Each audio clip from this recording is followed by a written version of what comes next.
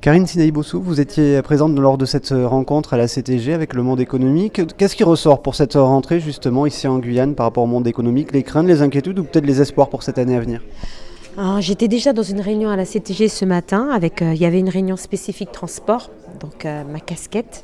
Et cet après-midi, à partir de 14 heures, avec les chambres consulaires et l'ensemble du monde économique, il en ressort une peur. Donc le point d'orgue, c'était quand même la sécurité générale, la peur par rapport à nos employés, nous-mêmes, notre entreprise. Tous ces gangs, tous ces braquages, il y avait vraiment un besoin d'être rassuré par rapport à ça, puisque un chef d'entreprise n'investit pas s'il a peur, il ne sait pas où il va, c'est difficulté, donc voilà, peur du lendemain. Donc il en est ressorti de la réunion, donc besoin d'accompagnement, d'appui, que de forces de l'ordre supplémentaires viennent sur notre territoire pour enrayer ce fléau. Le fait qu'on récupère un demi-escadron dans la forêt pour le faire venir sur le littoral, pour nous c'était une solution mais qui ne pouvait être que temporaire parce que c'était enlever un problème et en mettre un autre quelque part. Parce que comme l'a dit la FEDOMG, ils ont besoin aussi d'être accompagnés dans leur profession et eux aussi ils ont peur.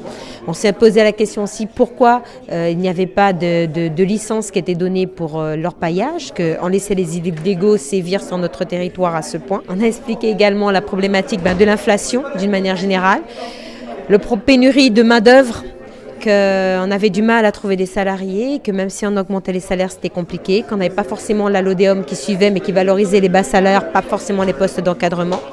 Il y a eu des banques qui sont intervenues pour nous dire qu'elles étaient là.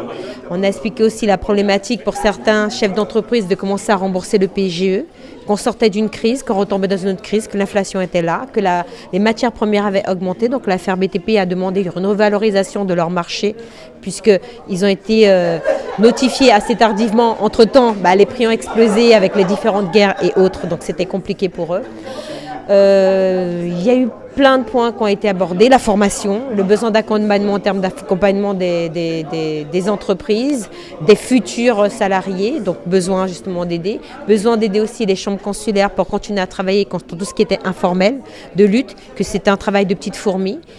On a parlé de l'informel d'une manière générale, qu'on avait l'impression que c'était toujours les mêmes qui étaient verbalisés, taxés, et qu'il y avait une clandestinité par rapport à ça. Donc cette notion même de l'informel, qu'il fallait qu'on la travaille tous ensemble pour y trouver une solution. Et en tout cas, beaucoup de choses en sont sorties. Il y a eu des problèmes par rapport aux infrastructures routières, aux zones blanches, à la difficulté de travailler. On a parlé de l'octroi de mer justement, que cette documentation qui a été faite sur les poids lourds, sur les choses productives et qui vraiment nous contraignait. Donc savoir si on pouvait retravailler sur le process parce que la dernière mouture de l'octroi de mer n'était pas forcément favorable, en tout cas ne créait pas l'unanimité. Les MPI, eux, sont favorables à l'octroi de mer puisqu'ils en bénéficient pour privilégier la production locale.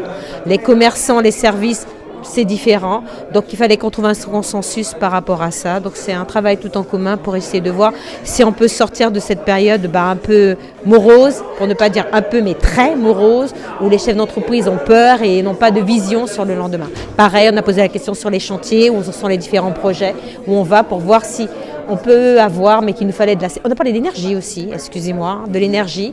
Le fait que la centrale ne sorte pas, qu'on croyait à l'énergie verte, mais qu'il nous fallait une énergie sûre et que pour nous, il fallait quelque part être certain qu'il y aurait une continuité, parce que quand un industriel se met dans veut se créer aller dans certaines zones, il a la difficulté d'approvisionnement. Donc il doit lui-même faire toutes les poteaux pour arriver. Et en plus, il doit trouver un groupe électrogène au cas où finalement il a des problèmes à avoir de l'énergie stable tout le temps. Donc c'était différents points qu'on a et d'autres sur la situation guyanaise.